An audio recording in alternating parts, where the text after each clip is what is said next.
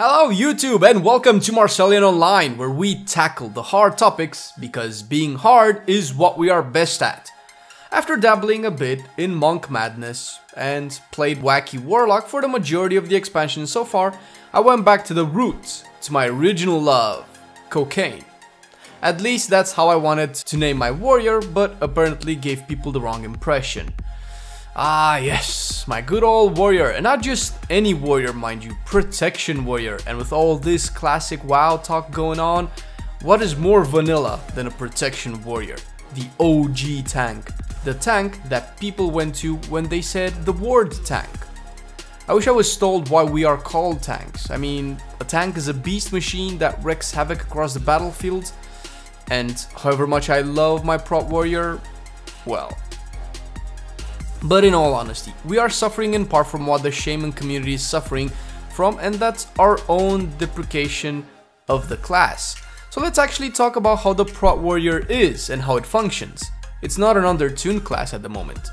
The main aspect of the spec that put so many people away, and myself starting out in BFA if I'm being completely honest, is the fact that it's very punishing. When played correctly, and that comes by understanding your character and the content you are doing, you can perform pretty much at the same level as the other tanks. Our kit is strong, our damage is strong, but the way the GCD works and how certain skills are balanced makes it so if you are a second late with shield block, or if you are in a GCD and don't have time to press ignore pain, you will be chunked. Also, the kit the warrior has makes it very inefficient to recover from a mistake. We have one of the strongest cooldowns in the game, but mistakes usually happen on regular stuff, at least from what I've seen from my own playthrough. Of course, the majority of the issues have been already addressed in 8.1, where the shield block uptime is buffed by reducing its cooldown or recharge rate. Ignore pain is taken off of the GCD, but apparently has its own GCD system, its own internal cooldown actually. And a small boost to our Vanguard passive. These changes are very welcome, but we will have to see if they are enough. Prot warriors might be good in raids, but for Mythic Plus we don't really give people a reason to pick us above a DK or a monk or a demon hunter. That is not to say that we cannot do Mythic Plus, we are just not able to push them competitively. But let's be honest, DK is so strong at the moment that no other tank can realistically compete. Another point to be made is rage. As I've seen against one target, the rage generation seems a bit low, and spikes to insane numbers in AoE. A lack of consistency if you ask me. I don't really have a huge problem with this because I like niche things, but sometimes against the boss I feel like I'm not actually mitigating properly just because the damage is coming in faster and harder than my rage is. So maybe this can be changed, but nothing was announced so far. To be honest, this is as much as I was able to see when it comes to weaknesses. I perused the community a bit and checked the Skyhold Discord and such, and this is the general opinion for the big prot warriors out there. But let's talk about some happy things that work well with the spec. First of all, the gameplay. Boy, do I like how it feels. It's a bit more methodical, which I love. The cooldowns feel very strong, and have them timed well can make an overall encounter significantly easier. This all is smoothed out, of course, with the anger management talent, which is a personal favorite of mine. I like the type of mechanic where you can improve your performance, in this case cooldown uptime, by playing better and efficient, generating and spending rage properly. And since we are talking about talents, let's talk about two of the coolest ones added to the spec: Unstoppable Force and Bolster. Unstoppable Force buffs our Thunderclap when we are in Avatar. We get 100% more damage on it and 50% cooldown reduction, which is why prot warriors are kings of AoE DPS. And this comes well into the Azerite trait Deafening Crash, which further buffs our Thunderclap to extend the duration of demo shot by 2 seconds. And also this does not stack. This changes the playstyle where Thunderclap has a big priority over most things, which is super cool.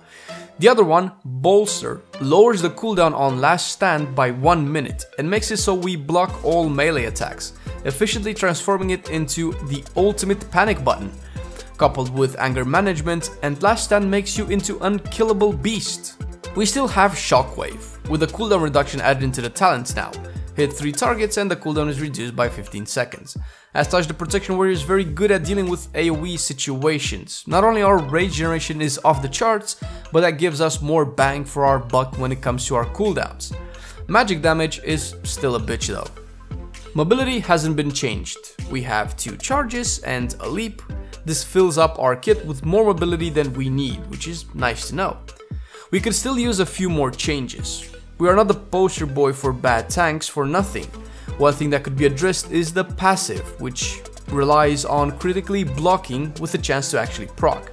I understand that the unpredictability of a mechanic makes it more exciting when it happens, but we are already being punished hard. Adding an important aspect to our survivability to the table with a randomness added to it, that just makes the spec look a little bit weird. I could talk about useless talents and Azerite traits, but that is pretty much the norm for all specs that need buffs or reworks, and better people than me already address these issues, some of which have already been fixed in 8.1. My overall impressions: I've tanked a bit in Worlds of Draenor, mostly high mall, tanked a bit more in Legion with all of the tanks at the time, and right now I tanked with Brewmaster. Prot Warrior always was a spec that just felt right to me. Back in Legion I felt I had the power to compensate when teammates fucked up.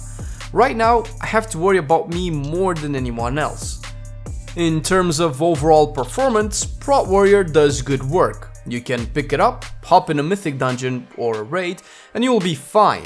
You will need to understand that you just cannot mess up. The gameplay is fine and rewarding because we are so heavily punished for our mistakes, so the sense of satisfaction there is pretty high. But after you play for a while, you will realize you are missing your self-healing, your Ring of Peace, your party support. Warrior lacks a bit in those categories. It feels like your party would have been better with a different tank, and that's a bad feeling to have when you are playing Prot Warrior. The gameplay makes up for it though, and if you have the Deafening Crash trait, you are bound to have a fun time playing the spec. Verdict: pick it up, but be warned, hard times ahead.